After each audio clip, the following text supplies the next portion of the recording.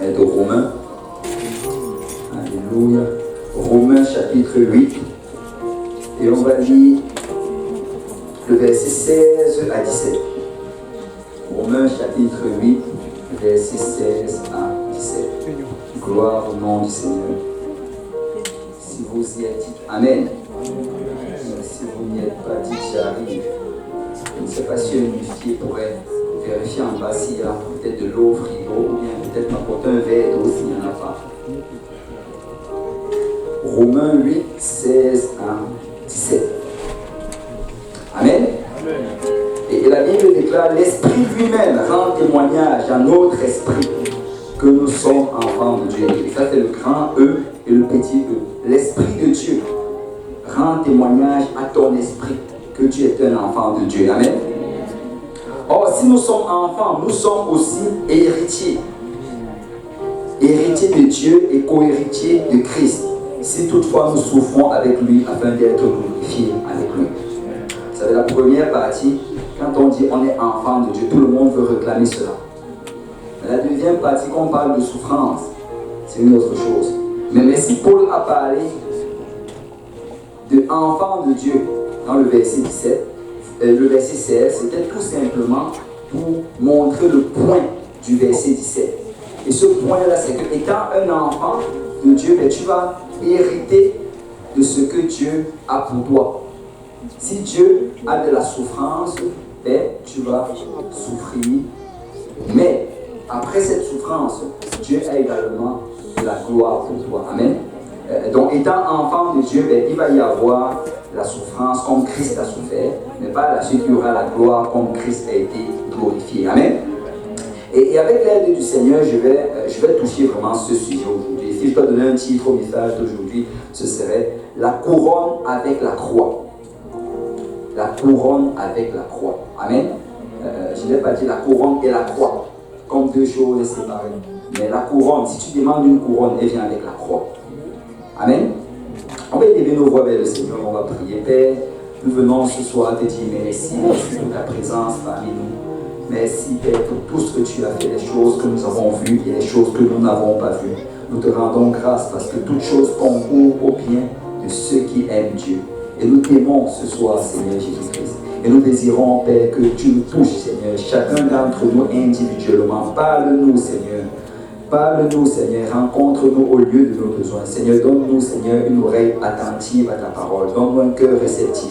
Oins-moi, Père, afin que je transmette, Seigneur, ta parole et que je l'enseigne et je la prêche exactement comme tu veux qu'elle soit transmise à ton peuple. Mais donne-nous tous aujourd'hui, Seigneur, de recevoir cette parole, Papa. Que cette parole trouve une place fertile dans notre cœur et qu'elle produise du fruit qui nous mène jusqu'à la vie éternelle. Seigneur, nous prions afin que tu nous changes ce soir même, afin que nous sortons d'ici différents de comment nous sommes rentrés. Père Céleste, c'est en ton saint nom que nous avons prié. Si l'Église de Dieu peut dire au nom de Jésus.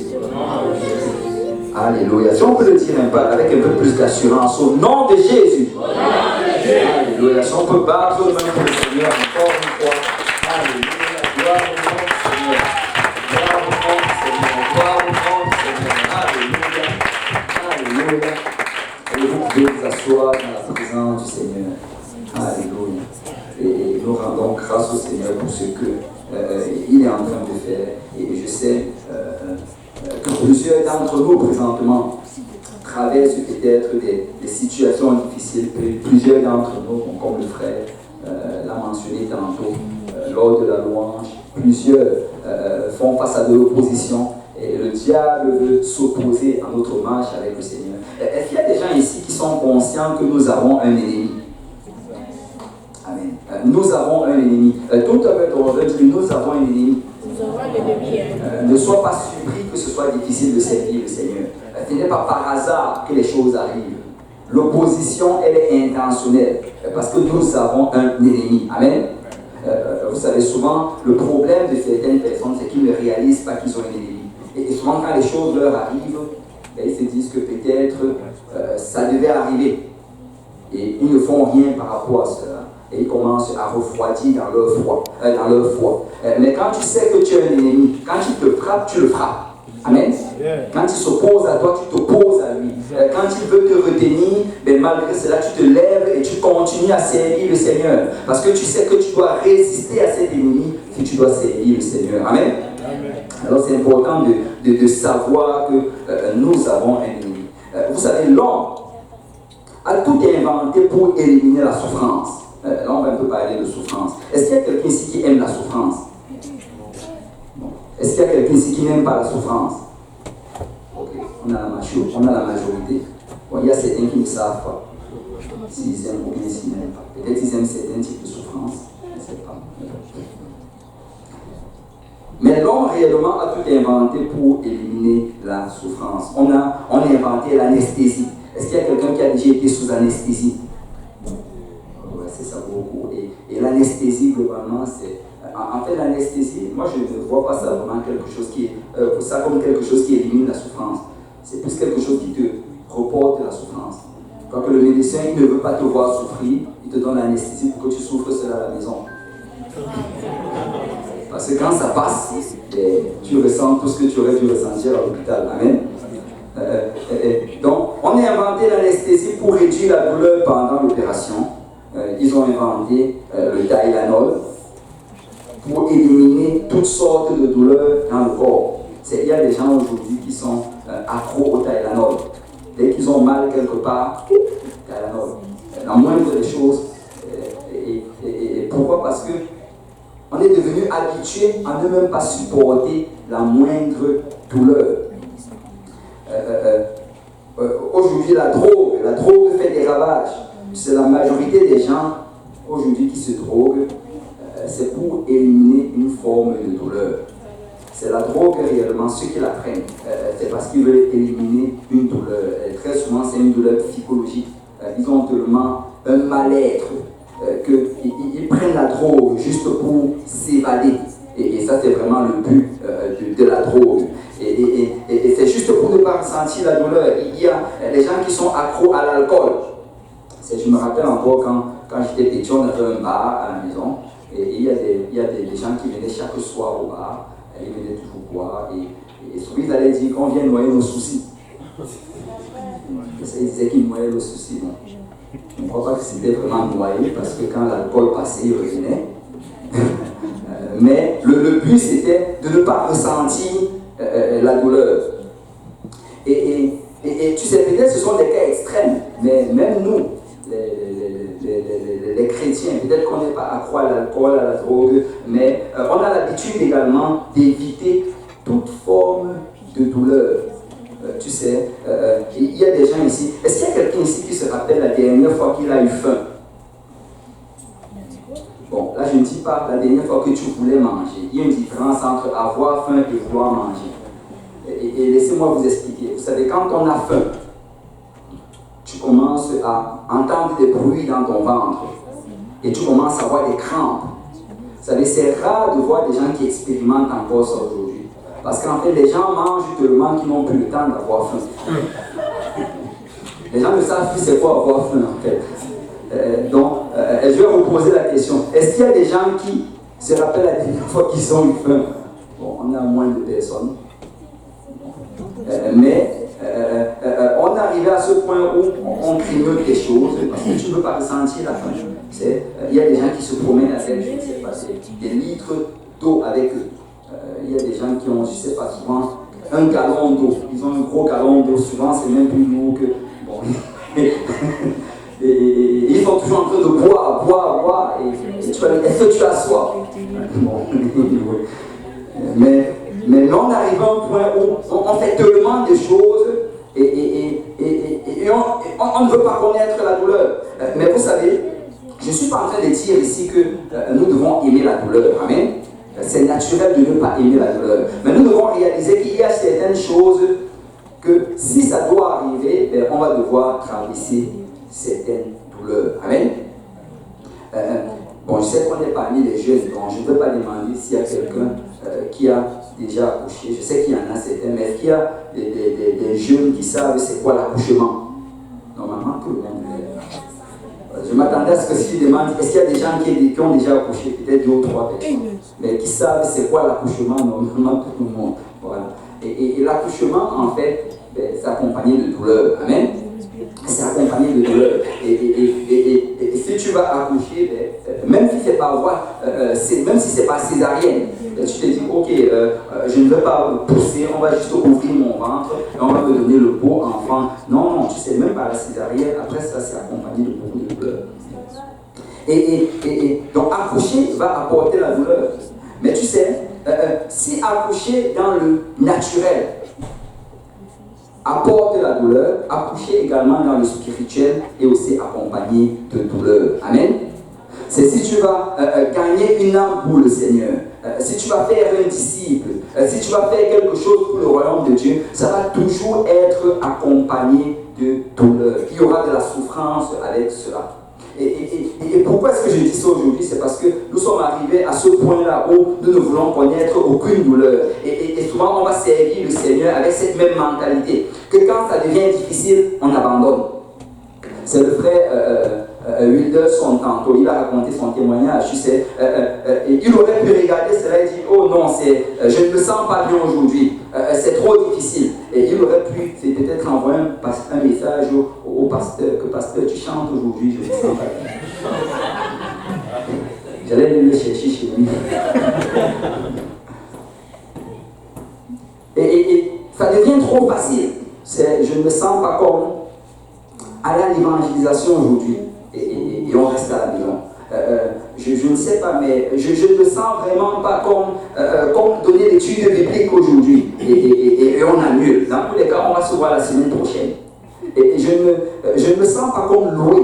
Le dirigeant des chants va s'égosiller, il va verser toute sa sueur et toute son énergie et perdre sa voix. Et tu es là, tu dis, aujourd'hui je loue le Seigneur en silence. Parce que je ne me sens pas comme crier. Et on arrive à ce point-là où on veut juste faire les choses faciles. Si ce n'est pas facile, ça ne vient pas de Dieu. Ça, c'est la devise de certaines personnes. Que si ça n'est pas facile, ça ne vient pas de Dieu. Parce que si ça vient de Dieu, ça devrait être facile. Mais réellement, c'est tout le contraire. Amen. C'est tout le contraire. Regardez, on va regarder une histoire. On va aller dans nos Bibles, dans le livre de Marc chapitre 8. Et la Bible nous dit au verset 27 que Jésus s'en alla avec ses disciples dans le village de Césarée de Philippe. Il leur posa en chemin cette question: qui dit-on que je suis? Il répondit: Jean-Baptiste, les autres Élie, les autres un des prophètes. Et vous, leur dit-il, qui dites-vous que je suis? Pierre lui répondit: tu es le Christ. Jésus le recommanda sévèrement de ne dire cela de lui à personne. Alors il commença, regardez bien, il commença à leur apprendre qu'il fallait que le Fils de l'homme souffrit beaucoup, qu'il fût rejeté par les anciens, par les principaux sacrificateurs et par les scribes, et qu'il fût mis à mort, et qu'il ressuscita 3 jours après. Et là, Jésus a commencé à leur parler de ce qui allait lui arriver bientôt. Il a commencé à lui parler de la souffrance, des douleurs qu'il allait traverser, du rejet qu'il allait traverser. Et tu sais, quand tu regardes vraiment l'histoire jusqu'à ce point, les apôtres de Jésus, tout ce qu'ils voyaient de Jésus était glorieux. Depuis qu'ils suivaient Jésus, ils voyaient comment Jésus guérissait les malades. C'est tout malade qui se présentait avec sa douleur et avec sa peine. Quand Jésus le voyait, il priait pour lui et la personne guérissait. Et la personne se relevait joyeux, il continuait sa vie. Quand Jésus voyait l'aveugle, ceux-là qui n'avaient même souvent jamais vu depuis leur naissance, il allait imposer ses mains sur ces personnes et ces personnes allaient recouvrir la vue. Et ça allait être accompagné de joie et de célébration. Les infirmes, le boiteux allait marcher, celui qui est paralytique allait se lever de son lit et allait continuer à célébrer et à glorifier le Seigneur. Donc tout ce qu'il voyait jusqu'à présent, c'était juste de la gloire. Et les voilà qui se trouvent devant Jésus, qui commencent à leur parler de souffrance. Vous savez, Pierre n'était pas très différent de nous. Vous savez, on commence à faire des rapports, et je crois qu'on en a déjà parlé. Si on demande aujourd'hui à quelqu'un de venir faire un témoignage, qu'est-ce que Dieu a fait pour lui cette semaine, quelqu'un va venir, il va dire Alléluia, le Seigneur m'a donné un nouveau travail, gloire au Seigneur, il va célébrer. Et on va appeler l'autre, qu'est-ce que Dieu a fait pour toi cette semaine? Il dit, j'avais besoin de telles choses et je ne savais pas comment y arriver. Mais Dieu a utilisé une sœur et elle est venue me la donner. Alléluia! Et les gens vont célébrer toutes les victoires. Aucun ne va se lever ici et raconter une persécution. Mais quand tu regardes dans la Bible, on dit que les apôtres, c'était ça leur témoignage en fait. Leur témoignage, c'était, vous savez quoi, aujourd'hui je passais en route et j'ai vu un groupe de soldats romains. Ils m'ont reconnu que j'étais chrétien. Quand j'ai voulu fuir en invoquant le nom de Jésus, ils m'ont attrapé, ils m'ont amené, ils m'ont fouetté. Et maintenant, me voici. Alléluia! Et commencent à célébrer. Amen. Vous savez, la manière de témoigner a complètement changé. Et en passant, le mot témoignage, la racine de ce mot, c'est martyr. Il n'y a pas de témoignage réellement s'il n'y a pas eu de souffrance. Amen. S'il n'y a pas eu de souffrance, il n'y a pas de témoignage. Tu sais, que Dieu te donne une augmentation à ton travail, que Dieu te bénisse, je ne sais pas, financièrement ou bien matériellement. Écoute, le Seigneur le fait parce que tu es son enfant. Et tu dois le glorifier pour cela. Mais le vrai témoignage, ça arrive quand on t'a persécuté et tu as continué à servir le Seigneur. Le vrai témoignage, ça arrive quand tu as traversé toute forme de difficulté et malgré cela, tu es venu à l'église. Malgré cela, tu as continué à prier. Et quand on a entonné les chants, tu as dansé plus que toute autre personne. Et c'est là que se trouve le vrai témoignage. Le témoignage, ce n'est pas quand tu danses parce que Dieu t'a donné, je ne sais pas, Dieu t'a béni. Le témoignage, c'est quand tu danses alors que tu as passé la pire des journées possibles. Le témoignage, c'est quand tu chantes et que les autres te regardent. Ils croient en fait que tu viens de, je ne sais pas, que tu viens de recevoir un chèque de 10 000 $, alors qu'en fait, tu viens de perdre ton travail. C'est là que se trouve le vrai témoignage. Et les apôtres, en fait, ils ont compris cela plus tard. Mais alors que Jésus leur parlait ici, ils n'avaient pas encore compris ce principe. Alors Jésus commence à leur parler de la souffrance. Et pour Pierre, ça ne fait pas du sens.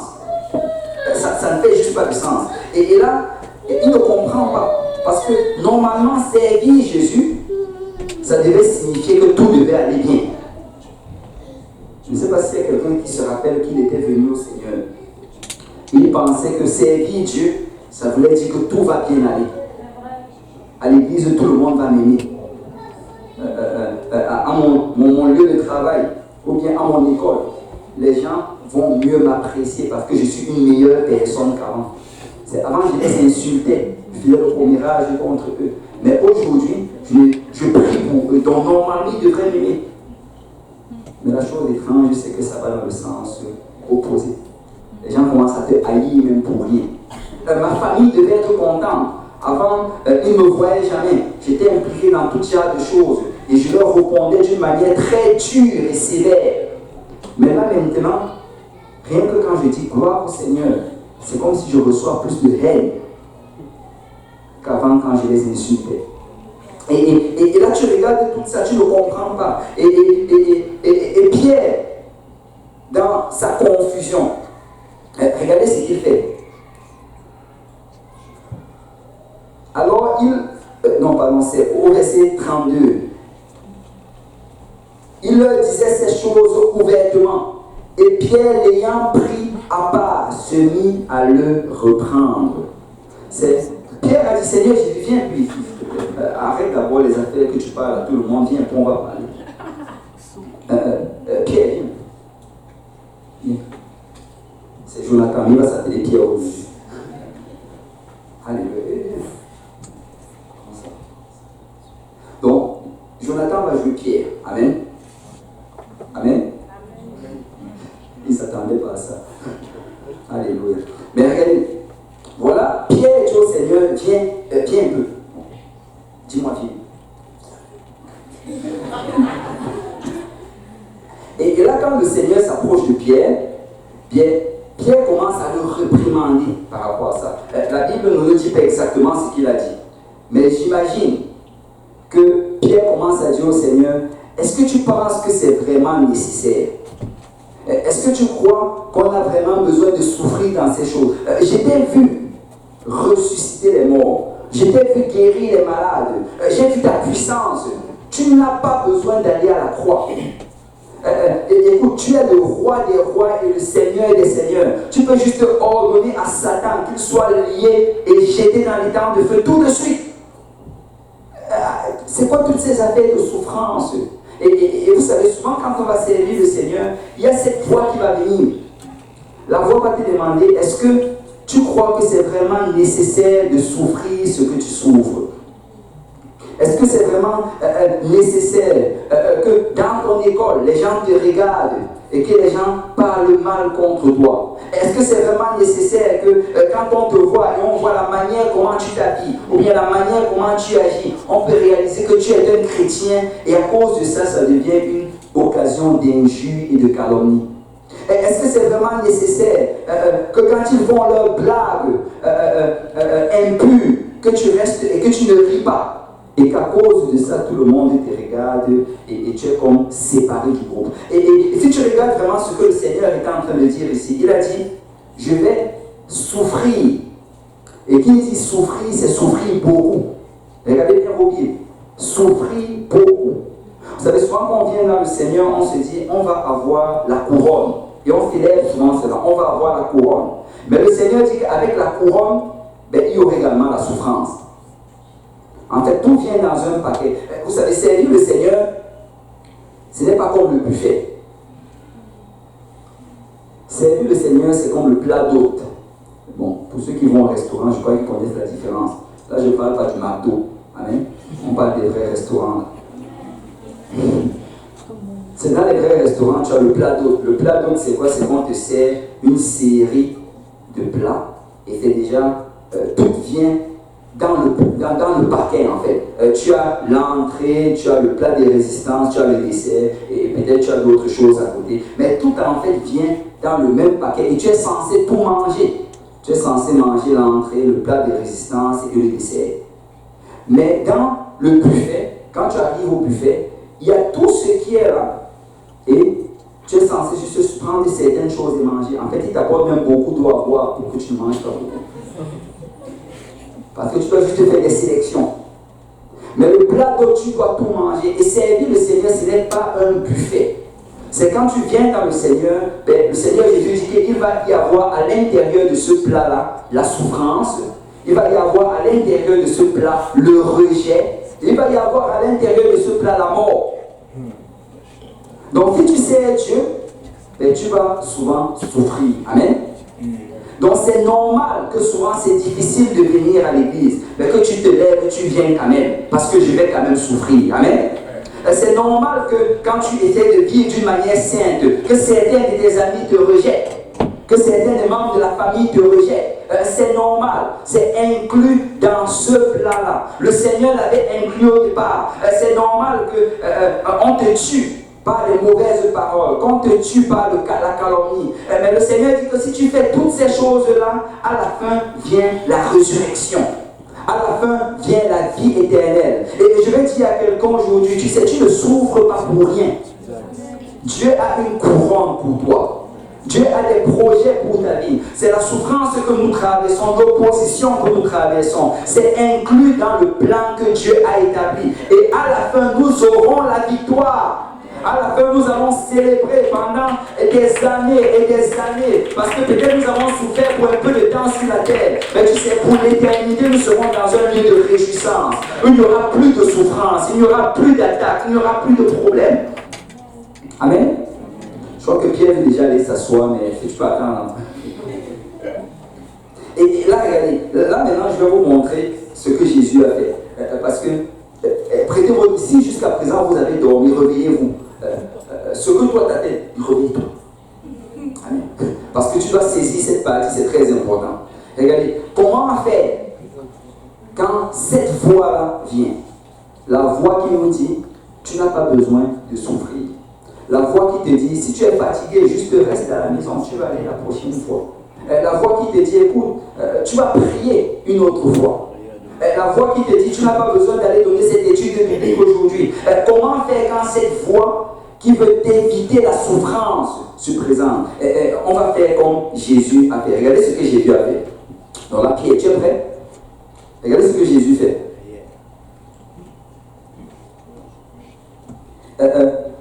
On nous dit que Jésus, d'abord Pierre, regardez bien ce qui se passe. Je n'ai pas mentionné cela, mais il faut que je le mentionne. Le verset 32 nous disait que Jésus est en train de parler ouvertement, que tout le monde dise ouvertement. Mais Pierre ayant pris à part, que tout le monde dise à part. Parce que très souvent, cette voix-là va se pointer quand tu seras seul. C'est quand tu es avec les autres. On va crier tous ensemble. Nous allons souffrir pour le Seigneur. Nous allons mourir pour le Seigneur. Peu importe ce qui arrive, on va servir le Seigneur. Mais dès que tu te retrouves chez toi, ça devient une autre histoire. Et cette voix va te retrouver quand tu es seul. Ce n'est pas surprenant que le diable veut t'isoler. Il veut que quand nous ayons un rassemblement pareil, tu ne viennes pas. Parce qu'il sait que si tu es seul, il peut mieux te parler. Et là, regardons ce que Jésus a fait. Au verset 33, on nous dit, mais Jésus se retournant, regardant ses disciples, reprima Pierre et dit, arrière de moi, Satan, car tu ne conçois pas les choses de Dieu et tu n'as que des pensées humaines. Regarde, Jésus était à part avec Pierre. Et là, dès que Pierre lui a dit cela, la première chose que Jésus a fait, c'est qu'il s'est retourné. Il a complètement laissé Pierre dans son dos. Vous savez, Jésus n'avait pas peur que quelqu'un pense qu'il est impoli. C'est ça que la Bible dit, amen. Il était là, il s'est retourné. Parce que si tu vas résister à l'opposition que le diable veut mettre dans ta vie, ça prend qu'il y ait un mouvement physique, ça prend que tu te déplaces physiquement. Il y a certaines personnes duquel tu dois littéralement te retourner. Il y a des gens que littéralement tu dois arrêter de leur parler. Tu dois effacer même leur numéro de ton téléphone. C'est si tu continues d'écouter des choses négatives et des choses négatives contre les choses de Dieu, finalement ça va avoir de l'effet sur toi. Si quelqu'un vient, oh c'est tellement dur, tu sais, nous allons tous traverser de l'opposition et on va faire tous face à des épreuves. Mais ne viens pas me raconter à tout moment combien c'est dur si tu ne me racontes jamais combien c'est bon de servir le Seigneur. C'est si tu viens toujours bombarder l'oreille, oh c'est dur, je n'y arrive pas, oh c'était dur aujourd'hui, le diable était dans mon dos. Écoute, il y a plus d'anges que de diable. Je crois que le prédicateur nous l'a dit, il y a plus d'anges que de diable. Donc si tu vas me raconter comment c'est dur, il faut que tu me racontes 2 fois plus comment c'est bon. Amen. Amen. Et certaines personnes, tu sais, même dans la maison de Dieu, s'il y a quelqu'un qui te raconte toujours des affaires négatives, Amen. Amen. Et parce que ce que tu entends continuellement va t'affecter. Vous savez, le monde présent est tellement triste. Parce que tout ce que les médias envoient, ce sont des nouvelles tristes. Si tu regardes les nouvelles, on annonce que des mauvaises choses. Et c'est ça que les gens lisent à longueur d'aujourd'hui. C'est ça qu'on entend à longueur de journée. Ce n'est pas surprenant que nous soyons aussi tristes dans ce monde présent. Mais je viens dire à quelqu'un que nous avons une bonne nouvelle. Amen. Et quand tu lis cette bonne nouvelle, alléluia, il y a la joie dans ton cœur. C'est pourquoi c'est important de lire cette bonne nouvelle chaque jour. Et on dit que la première chose, c'est que Jésus s'est d'abord retourné. Donc physiquement, il s'est détourné de la mauvaise nouvelle. Physiquement, il s'est détourné des paroles négatives. Physiquement, il a dit non, je ne veux plus entendre cela. Et après s'être détourné, il a regardé vers ses disciples. Donc au lieu de regarder vers celui qui s'opposait à la volonté de Dieu, il a décidé de regarder vers ceux-là qui servaient le Seigneur. Et la deuxième chose, littéralement, que tu dois faire, c'est que tu dois arrêter, bien sûr, d'écouter les choses du monde et les choses négatives, d'écouter les choses négatives de tes amis qui ne servent pas le Seigneur. Et tu dois plus te tourner vers ceux-là qui servent le Seigneur. Tu dois regarder vers les autres qui servent le Seigneur comme toi. Je vais dire à quelqu'un ceci. C'est important qui est-ce que tu regardes. C'est important la personne avec laquelle tu passes le plus de ton temps. C'est important la personne avec lequel tu parles le plus. C'est un problème quand un enfant de Dieu dit que mon meilleur ami ou bien ma meilleure amie, c'est telle personne qui est dans le monde. C'est un problème. La Bible dit, quel rapport y a-t-il entre la lumière et les ténèbres? Comment tu peux dire que ton meilleur ami ou bien ta meilleure amie, c'est cette personne qui ne sert pas Dieu, un adorateur d'idole? Ton meilleur ami doit être dans l'église. Ton meilleur ami doit être parmi ceux-là qui craignent le Seigneur comme toi, qui ont la même foi que tu as. Parce que quand tu vas te sentir bas, cet ami va te relever, cet ami va t'encourager. C'est si tu te sens bas, après tu vas voir ton ami du monde, oh je me sens, mais là tu dis oui, c'est vrai, suffit de toi. Mais oui, est-ce que vous n'avez pas suivi des nouvelles où les gens encouragent leurs amis à se suicider et les gens se suicident? Parce qu'il n'y a aucun espoir dans le monde. Il n'y a aucun espoir. Et le seul lieu où il y a l'espoir en ce jour, c'est dans l'église, c'est dans le corps du Christ. Alors assure-toi que tes meilleurs amis se trouvent dans l'église. Et Jésus s'est détourné de cela. Il a regardé vers ses disciples. Il a regardé vers ceux-là qui voulaient servir le Seigneur et ceux qui étaient décidés à le servir. Et regardez maintenant la troisième chose qu'il a fait. Il a réprimandé Pierre. Il ne regardait même plus Pierre, mais il a commencé à le réprimander. Arrière de moi, Satan. Waouh! Je ne sais pas si ça vous a choqué comme moi la première fois que j'ai vu ça, mais j'ai dû appeler Pierre Satan. Arrière de moi, Satan. Et si tu regardes quelques versets avant, comme je l'ai lu tantôt, on nous dit que Pierre s'était levé, il avait dit, tu es le Christ. Il avait eu la révélation du Seigneur Jésus-Christ. Et là, quelques versets après, le voici maintenant que Jésus appelle Satan. Parce que je veux dire à quelqu'un ceci, même si Dieu t'a déjà utilisé dans le passé, Satan peut quand même toujours t'utiliser. C'est si tu ne fais pas attention à ta vie spirituelle. Si tu es dans, même si tu es dans la maison de Dieu, même si tu crois que Jésus-Christ est le Dieu véritable, même si tu crois à l'unicité, même si tu crois à la nouvelle naissance, si tu ne fais pas attention à ta foi et à ta relation avec le Seigneur, le diable va quand même t'utiliser. Le diable va t'utiliser. Aucun d'entre nous n'est à l'abri. Écoute, c'est important d'avoir une vie de prière. Et on le répète, c'est important d'avoir une vie de prière. C'est important d'avoir une vie également de discipline de jeûne. Tu dois jeûner de temps en temps. Parce que si tu ne fais pas ces choses, à un certain moment, ta chair risque de céder.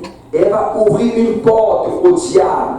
C'est la porte favorite du diable par laquelle il va entrer dans nos vies, c'est l'orgueil. C'est sa porte favorite. Or, comment est-ce que l'orgueil se bâtit dans notre vie?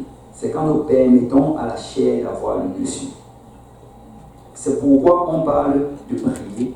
C'est quand tu pries, c'est un acte d'humilité. C'est quand tu viens te mettre à genoux devant le Seigneur et que tu passes du temps, malgré le fait que ta chair te demande de te lever. Tu dis non, je vais parler à mon Dieu. Non, je vais adorer le Seigneur. Et tu résistes à tout ce que ta chair te demande. Parce que la chair n'aime pas prier. Prier, c'est une souffrance en fait pour la chair. La chair veut être debout, mais là tu la mets à terre. Et quand tu es en train de prier comme ça, en fait, tu es en train de soumettre ta chair à l'esprit. Et c'est important également de jeûner. Parce que quand tu jeûnes, tu es en train de parler à ta chair. Et tu dis, écoute-moi bien, aujourd'hui nous ne mangeons rien. Peu importe ce que tu demandes. Vous savez, notre problème, c'est qu'on pomponne trop notre chair. On la pomponne trop. Et j'entends souvent des gens dire cela, et quand ils le disent, ils trouvent ça très naturel. Mais c'est très problématique. C'est, je me ressens pour manger du chocolat aujourd'hui. Je n'ai pas acheté du chocolat. Je me ressens comme manger du poisson braisé. Oh, allons acheter du poisson braisé. En fait, tu es juste en train de donner tout ce que ta chair te demande. Dès qu'elle réclame quelque chose, tu la donnes. Et c'est pourquoi ce n'est pas surprenant que plus tard, quand tu veux résister par exemple à la pornographie, ta chair dit écoute, jusqu'aujourd'hui c'est moi qui est en charge, je reste en charge. Le problème c'est parce qu'on ne soumet pas notre chair. Je ne sais pas si vous avez déjà vu un enfant mal éduqué. Et le genre d'enfant, quand il arrive dans le magasin, il demande quelque chose à ses parents, qu'il veut le bonbon. Dès que le parent dit non, tu n'auras pas, il se jette par terre, il commence à se tourner, à crier. Jusqu'à finalement le parent est tellement embarrassé qu'il achète le bonbon. Normalement, s'il pouvait le frapper, il allait le faire, mais s'il le fait, on va le mettre en prison. Mais qu'est-ce qui arrive? Ce n'est pas que ça arrive par accident. Ça arrive pourquoi? Parce que quand il était à la maison, quand il demandait toutes choses, on lui donnait. Qu'il faisait des crises, on lui donnait. Et plus tard qu'il se trouve devant au magasin, maintenant tu veux lui dire non, ça ne marche pas. Et c'est la même chose avec notre chair. Si tu continues à donner tout ce que ta chair te demande, un moment va te faire une crise et pourtant on regarde la pornographie, que tu le veux ou non. C'est important d'avoir une vie de prière. C'est quelqu'un qui ne prie pas, ça le rattrape toujours. Quelqu'un qui ne jeûne jamais, ça le rattrape toujours. Tu peux faire des kilomètres et rien n'est visible, mais un jour, quand cet enfant prie une crise en toi, ça te rattrape. Alléluia, là ça devient calme, je vois qu'on parle des bonnes choses. Amen.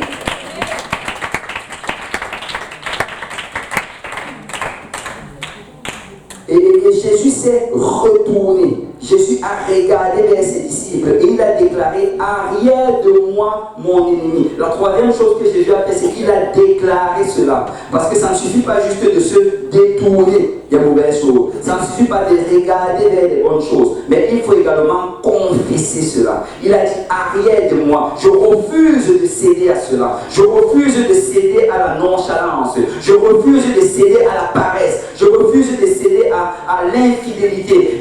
Et je vais faire ce que Dieu m'appelle à faire, peu importe la souffrance. Et Jésus me déclarait que arrière de moi Satan, je ne veux rien à faire à voir avec ça. Et nous devons souvent le déclarer. On vient de le déclarer quand on est à l'église, que je vais le suivre jusqu'à la fin des jours. Mais tu sais, souvent tu dois le déclarer chez toi. Souvent quand tu te lèves pour venir au service des jeunes et que tu n'as pas envie de venir, je vais aller à l'église quand même. Je vais aller louer le Seigneur quand même. Déclare-le par la foi et avance, prends le bus, marche, je ne sais pas quoi, et va dans la maison du Seigneur. Amen. Et Jésus nous a vraiment montré la voie. Mais tu sais, après avoir fait cela, il a commencé à enseigner un principe. Et ce principe s'aligne vraiment avec ce qu'il a fait. Regardez le verset 34.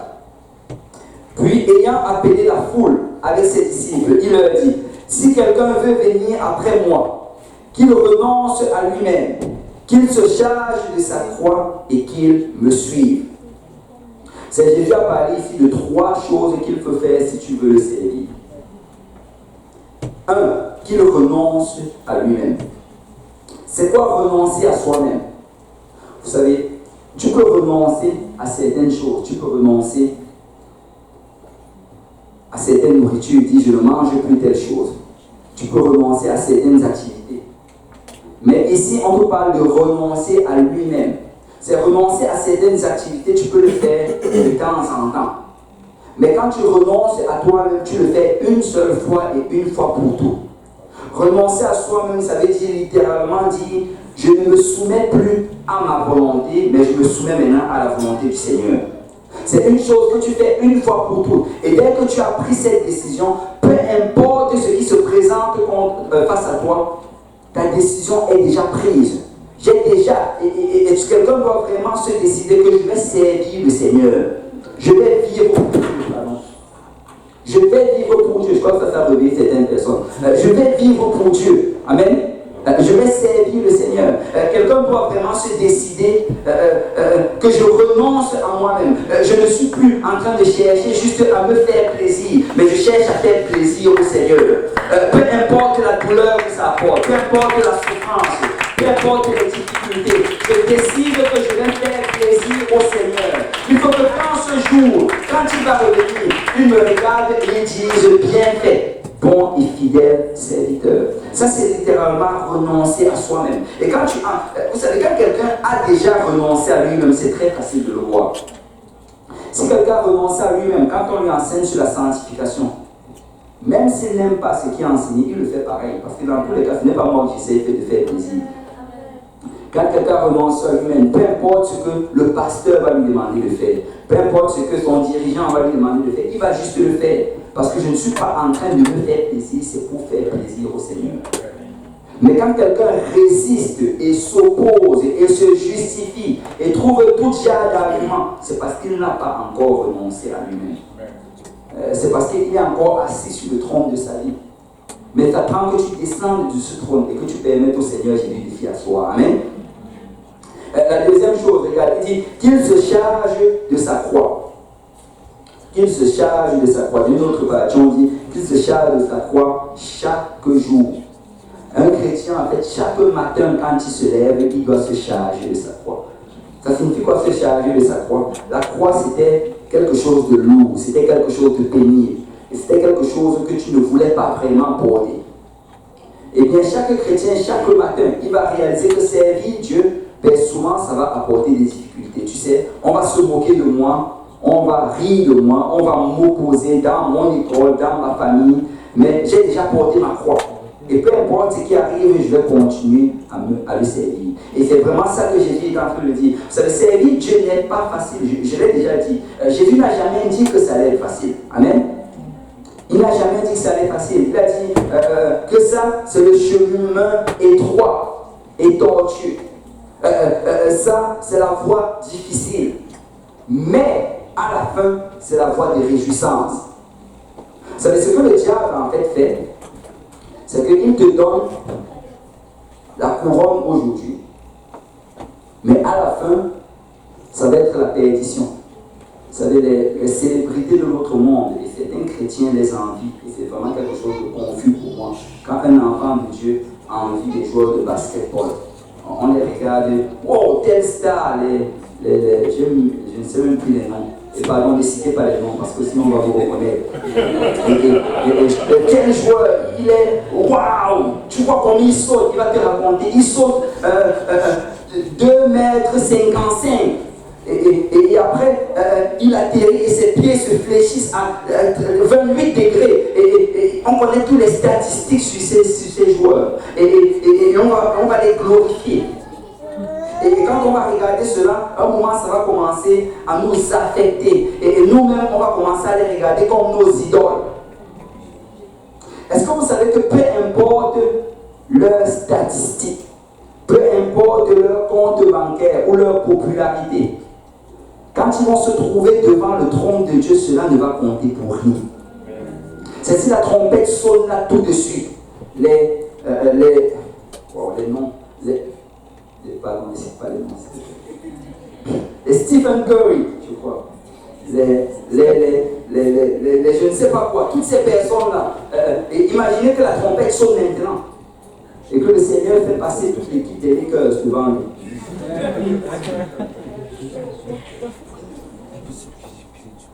Et là, ils arrivent. Ils viennent là avec le muscle. Yes, Jesus.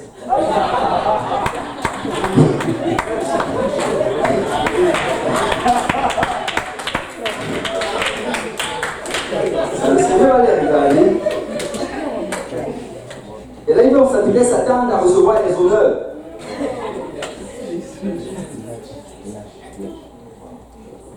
Dis que oui, mon nom est là dedans. Non, ton nom n'est pas là dedans. Et on va vraiment réaliser que peu importe la gloire de ce monde, quand la trompette sonne, tout cela ne compte plus pour rien. La seule chose qui compte, c'est ce qu'on a fait pour le Seigneur. Je viens dire à quelqu'un ce soir que la seule chose qui va compter, c'est ce que tu auras fait pour le Seigneur. Peu importe la gloire que tu peux obtenir dans ce monde. Donc, travaille pour le Seigneur. Concentre-toi sur les choses de Dieu. Retiens les noms des prophètes. Retiens les noms, je ne sais pas, des hommes de Dieu. Tu n'as pas besoin de retenir tous ces autres noms. Ils ne vont pas compter pour grand-chose. Amen. Ils ne vont pas compter pour grand-chose. Et le Seigneur dit, charge-toi de ta croix. Charge-toi de ta croix. Et la troisième partie, qu'ils me suivent. Qu'ils me suivent. Et chaque jour, nous sommes appelés à suivre le Seigneur. C'est suivre le Seigneur, ça veut dire passer par ce qu'il est passé. Et comme j'ai dit tantôt, dans le verset qu'on a mis en introduction, si nous sommes héritiers de Dieu, et co-héritiers de Christ, nous avons l'être si toutefois nous souffrons avec lui afin d'être glorifiés avec lui. Ce n'est que ceux qui auront souffert pour le Seigneur qui vont être glorifiés. Ce n'est que ceux qui auront décidé de porter leur croix qui vont également recevoir une couronne. Parce que si Jésus a souffert pour le salut de l'humanité, ben nous sommes appelés à souffrir avec lui afin que d'autres âmes soient sauvées. Amen. Et je viens vraiment dire à quelqu'un ce soir, tu sais, peut-être tu avais commencé à travailler pour le Seigneur, tu avais commencé à t'investir. Et j'avais entendu beaucoup d'histoires de gens des jeunes même, qui enseignaient les études bibliques dans les écoles primaires, les écoles secondaires. Et il y avait beaucoup qui commençaient à travailler, mais peut-être qu'ils ont fait face à l'opposition, peut-être qu'ils ont vu la souffrance. Mais je viens te dire, écoute, ça fait partie du deal, ça fait partie de la paix. Si tu vas être glorifié, si tu vas recevoir une couronne plus tard, c'est uniquement si tu as accepté de souffrir. Vous savez, gagner une âme n'est pas facile. Gagner une âme n'est pas facile. En fait, la Bible ne nous parle même pas de gagner les âmes, la Bible parle de faire des disciples. Il y a une différence entre gagner une âme et faire un disciple. Jésus a dit, allez faire des disciples. C'est gagner une âme, c'est quoi? Peut-être tu rencontres quelqu'un en route, tu l'invites à l'église, il vient, on le baptise au nom de Jésus-Christ, il reçoit le don du Saint-Esprit. Alléluia, l'église est contente. Mais tu sais, si tu laisses cette âme-là comme ça, quand elle va sortir de l'église, elle va être perdue. Elle va être perdue parce que c'est un nouveau-né. Elle a besoin d'être nourrie. Mais faire des disciples, le terme réellement que le Seigneur a utilisé, ça veut dire entretenir cette personne, la garder jusqu'à ce qu'elle arrive à maturité. Et faire les disciples, c'est enseigner une étude de vie caminante. Vous savez, explorons la parole de Dieu. Est-ce qu'il y a des gens ici qui enseignent explorons la parole de Dieu? Waouh! Ça, c'est à peine, on peut les compter des doigts. Le Seigneur va nous demander de rendre des comptes par rapport à cela. Et écoute, je viens dire à quelqu'un ce soir, c'est notre responsabilité de faire ça. Et je sais qu'il y a peut-être plusieurs qui ont commencé dans le passé et qui ont arrêté. Parce que je sais ce que c'est, j'en ai enseigné beaucoup et j'en enseigne toujours. Je sais ce que c'est comme travail. Tu sais, explorant la parole de Dieu, d'habitude, quand je l'enseigne, ça me prend environ 6 mois pour finir avec une personne. Et très souvent, je le refais encore après l'avoir fait. Donc je donne souvent 1 an à une personne explorant la parole de Dieu. Et si je le fais, c'est parce que je l'ai appris de mon pasteur. Et je sais que c'est du travail. Et je sais qu'il y a une souffrance avec cela. Parce que tu dois te lever à chaque heure que tu as promis et aller l'enseigner. Et je vais vous assurer que la majorité du temps, je ne me ressens pas comme aller l'enseigner. Peut-être 62% des temps. Je suis trop fatigué, j'ai envie de rester à la maison. Mais tu sais, malgré la fatigue, je me lève et j'y vais. Parce que si nous allons obtenir cette croix, il va falloir qu'on souffre avec le Seigneur. Si nous allons être glorifiés, il va falloir qu'on souffre avec le Seigneur. Si une âme va être sauvée, il va falloir que quelqu'un souffre, et que quelqu'un fasse l'effort, et que quelqu'un mette son confort de côté, et que quelqu'un juste se lève et aille donner ce qu'il a reçu. Amen. Ne laisse pas la souffrance voler ton service au Seigneur. Ne laisse pas la fatigue voler ton service au Seigneur. Parce que la souffrance et l'opposition sont inclus également là-dedans. Le diable va faire tout ce qui est dans son possible pour que l'âme ne soit pas sauvée. Mais toi et moi, nous devons faire tout ce qui est dans notre possible pour que cette âme soit sauvée. Amen. On va tous se lever dans la présence du Seigneur. On est un peu avancé dans le temps, on était un peu en retard aujourd'hui. Mais je ressens vraiment de dire à quelqu'un aujourd'hui, écoute, cette couronne-là, elle vient avec la croix. Cette couronne vient avec la croix. Si tu décides de servir le Seigneur d'une manière facile, tu n'es pas en train de servir le Seigneur. Il n'y a pas de moyen facile de servir le Seigneur. Servir le Seigneur va venir avec de l'opposition. Il va falloir que toi également tu t'opposes à cela. Servir le Seigneur va venir avec la tribulation. Il va falloir que tu supportes la tribulation. Servir le Seigneur va venir avec la résistance. Il va falloir que malgré la résistance, tu persévères, que tu continues d'avancer. Et il n'y a pas de moyen facile. Ils ont inventé l'anesthésie, ils ont inventé le Tylenol. Mais tu sais, dans le Seigneur, il n'y a pas d'anesthésie et Tylenol.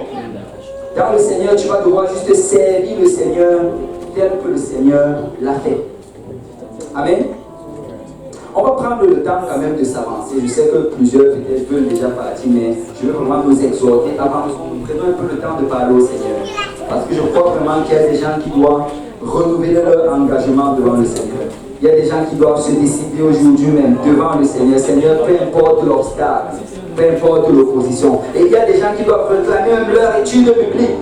Que Seigneur, que mon étude biblique renaisse. Que ça renaisse de ses cendres. Parce que je refuse de céder à la paresse.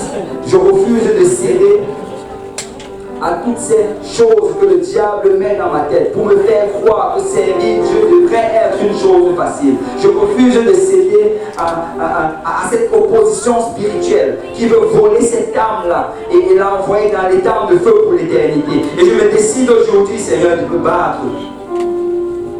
Si on peut élever nos voix vers le Seigneur, si quelqu'un peut parler, tu sais, si tu es ici ce soir, Dieu voulait que tu entendes ce message. Et Dieu voulait que tu le déclares, que tu le réclames, que arrière de moi Satan, je vais servir le Seigneur. Arrière de moi Satan, je vais servir le Seigneur. Arrière de moi Satan, je vais servir le Seigneur. Alléluia. Quelqu'un doit élever sa voix vers le Seigneur. Quelqu'un doit parler au Seigneur ce soir. Alléluia. Tu dois réclamer ta vie spirituelle. Tu dois réclamer ta vie de prière. Tu dois réclamer ton service dans le Seigneur. Écoute, je refuse la facilité. Je vais servir le Seigneur. Je refuse la nonchalance. Je vais servir le Seigneur. Je refuse le compromis. Je veux servir le Seigneur. Alléluia. Oui, Seigneur. Oui, Seigneur. Alléluia. Si quelqu'un peut parler au Seigneur. Alléluia. Père, voici, Seigneur Jésus-Christ. Papa, nous venons encore renouveler notre engagement.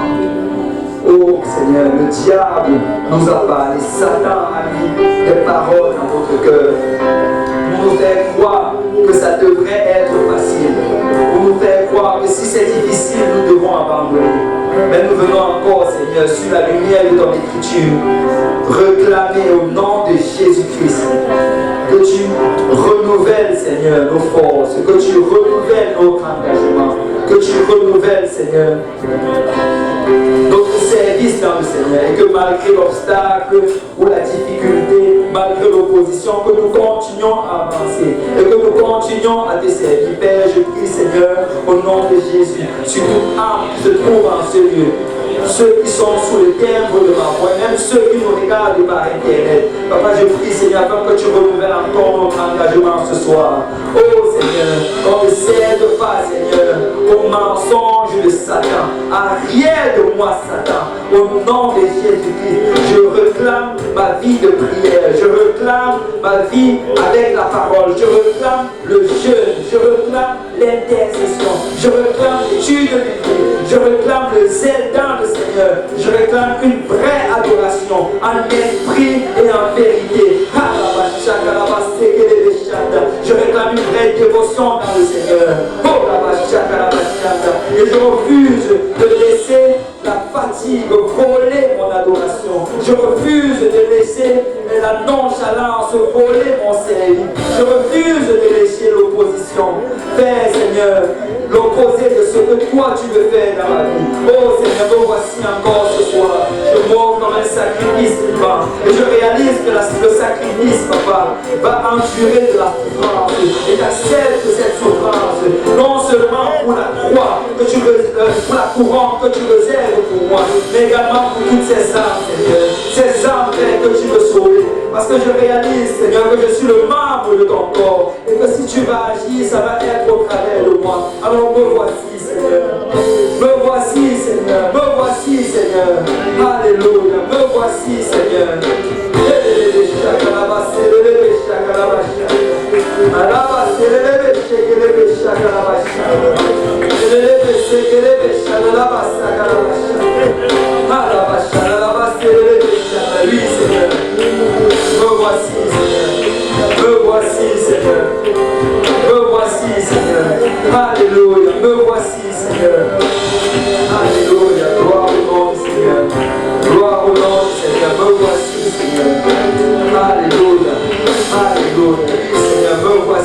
Seigneur. Si tu peux mettre la main sur ton frère, sur ta soeur, si tu peux prier avec lui. Alléluia. Seigneur, aide-nous à te servir. Aide-nous à te servir, Seigneur. Nous voulons que tu nous remplisses de zèle, Seigneur Jésus-Christ. Alléluia. Que ton zèle, Seigneur, que le zèle de ta maison nous dévore. Que le désir de te servir soit plus fort que le désir de nous amuser. Que le désir, Seigneur, de gagner une âme, de faire des disciples, soit plus fort, Seigneur, que le désir de nous divertir. Oh Seigneur, que ton esprit, Seigneur, s'agite en nous en ce jour, Papa, afin de nous amener, Seigneur, à travailler pour ton royaume, à faire quelque chose, Seigneur, pour qu'une âme de plus, Seigneur, soit sauvée, que notre nom soit écrit dans le livre de vie. Oh Seigneur, génère en nous ce zèle. Que ce soit comme un feu renfermé dans mes os, Seigneur. Un feu qui me pousse, Seigneur, à évangéliser. Un feu qui me pousse à témoigner. Un feu qui me pousse à inviter quelqu'un dans ta maison. Un feu qui me pousse, Seigneur, à aller enseigner une étude biblique, Seigneur. Seigneur, fortifie ton serviteur. Fortifie ta servante, Papa. Et crée ce zèle en nous.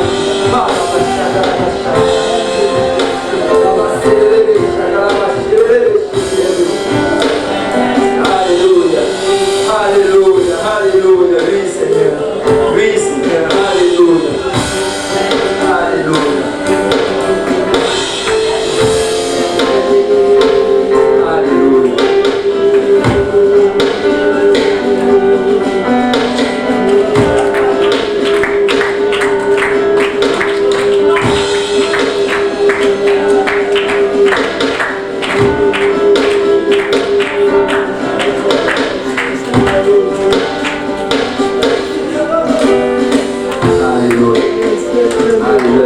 Continuer à prier, vous pouvez prier, mais si vous devez vous en aller parce qu'on est avancé dans le temps, alléluia, saluez votre voisin, alléluia, et dites-lui que cette couronne va venir avec une croix, alléluia, cette couronne va venir avec une croix.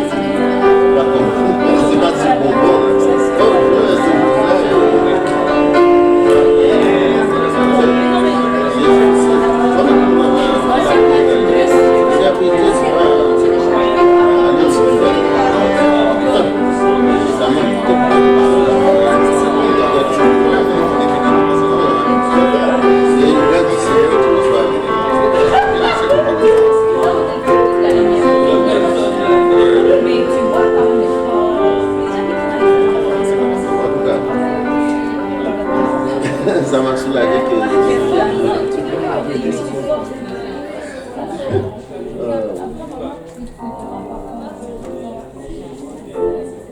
Il y a des témoignages. C'est pas juste lui. C'est pas juste lui là. C'est pas lui.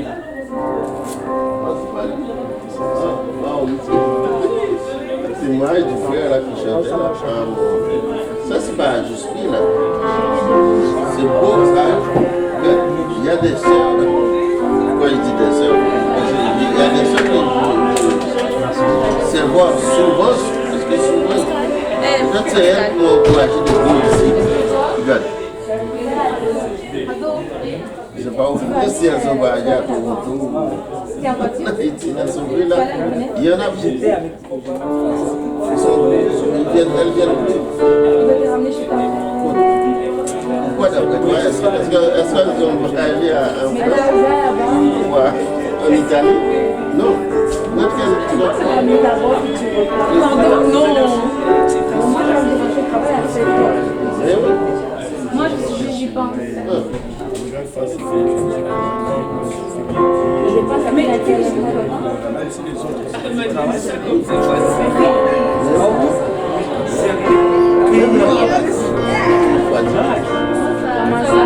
tu avais des heures ensemble? non, parce que maintenant que je travaille là-bas.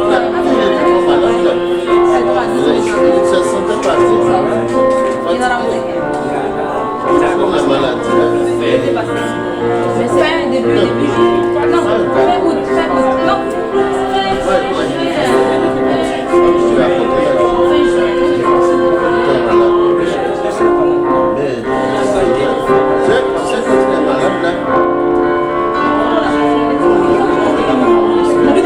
des fois tu as des problèmes, ça te pousse à venir à l'église. Voilà, ça peut me tuer, mais moi là, je sais. C'est pire. Maureen est partie. Ah, tu n'es pas malade là, le découragement, la déprime. C'est pire que la maladie. Moi, je te dis là, c'est Fontaine Santé. On fait des salades là.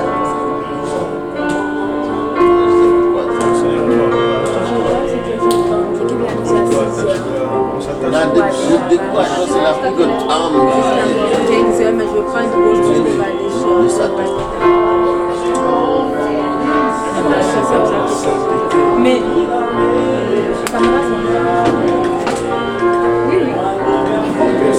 Persévère, c'est ça. Si je suis là, on a tout fait pour les filles. La maladie. Des fois, la maladie te fait du mal. Mais des fois, tu es malade. Même si je viens comme ça, j'arrive en retard.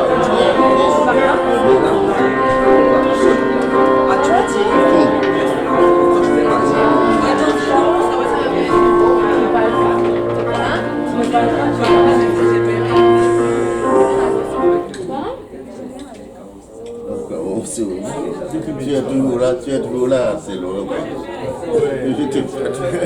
C'est Laurentiste, toi. Ouais.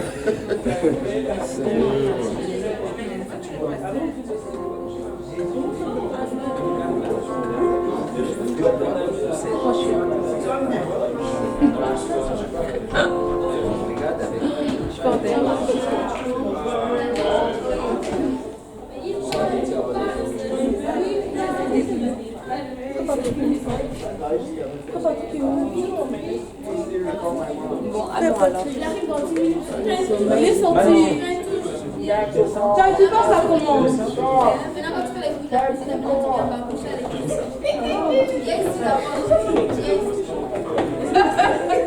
Elle est venue en retard. Elle est venue en retard. Moi, je l'ai vu pendant. Oui, mais non. Elle était la mère en retard. Il n'y a pas raison de venir en retard à la maison. Non, mais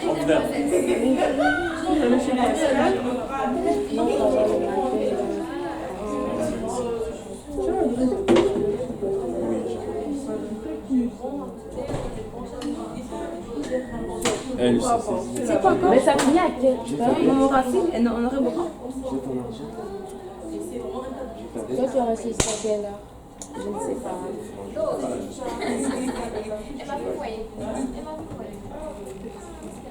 Je sais pas. Quelle heure? Après, ne viens pas à l'église en bas. Et regarde. J'ai juste pour le papa Léo. Donc, le vendredi prochain,